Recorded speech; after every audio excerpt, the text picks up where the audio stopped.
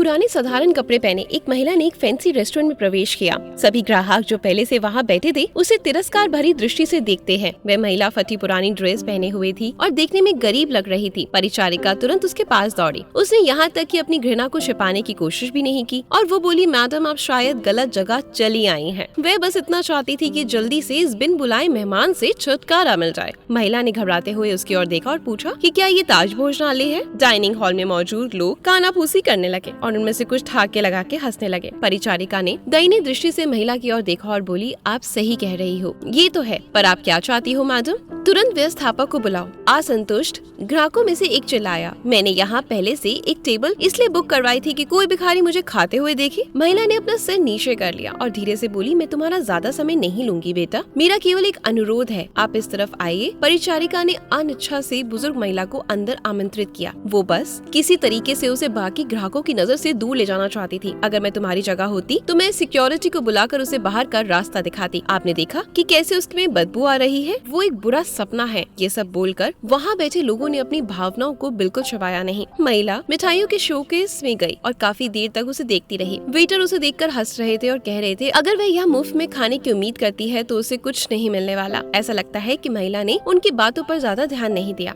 महिला बोली, मुझे बताओ बेटा, क्या ये लेमन केक को केवल आधा खरीदना संभव है? इसकी लागत क्या है? मेरे पास 10-10 के 17 नोट हैं। उसने हाथ में कुछ मुड़े तुड़े पुराने नोट दिखाते हुए पूछा। वेटर्स ने मुश्किल हंसी रोकी।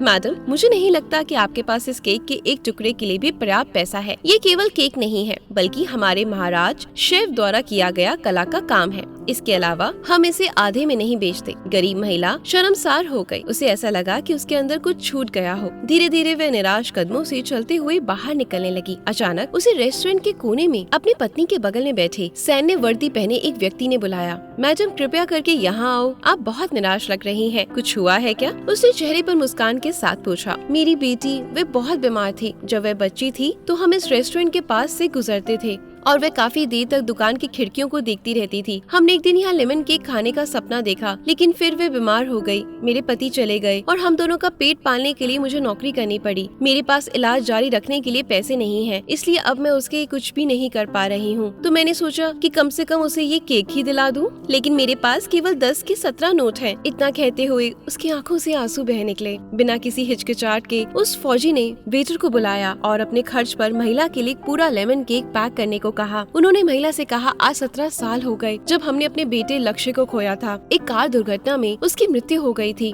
और मैं और मेरी पत्नी कुछ नहीं कर पाए। हालांकि वह एक डॉक्टर हैं। आपके पास 17 नोट हैं और मेरा बेटा 17 साल का था। ये ऊपर वाले का इशारा नहीं तो क्या है? फौजी की पत्नी ने गरीब महिला को अपना बिजनेस कार्ड दिया और बेटी के इलाज में मदद करने का वादा किया। जब वेटर महिला के लिए लेमन केक लेकर आया तो महिला के चेहरे पर एक कृतज्ञ मुस्कान आ गई। उसने फौजी और उसकी पत्नी को धन्यवाद दिया और वहाँ से चली गई। दोस्तों, कुछ कहानियाँ ऐसी होती हैं ना जो आपके दिल को छू जाती हैं और जिंदगी में आपके दिल पर वो गहरा असर कर देती हैं कि आप भी मजबूरन अपने दिल को इस तरीके से मजबूर कर लेते हैं कि आपको आगे की जिंदगी किसी न किसी की मदद करने में ही गुजारनी है। क्या मेरा कहना सही है या नहीं? आपको कैसी लगी ये कहानी कमेंट में जरूर बताएं और अच्छी लगी तो अपनी ईशा की वीडियोस को लाइक और शेयर जरूर किया करें। Good luck.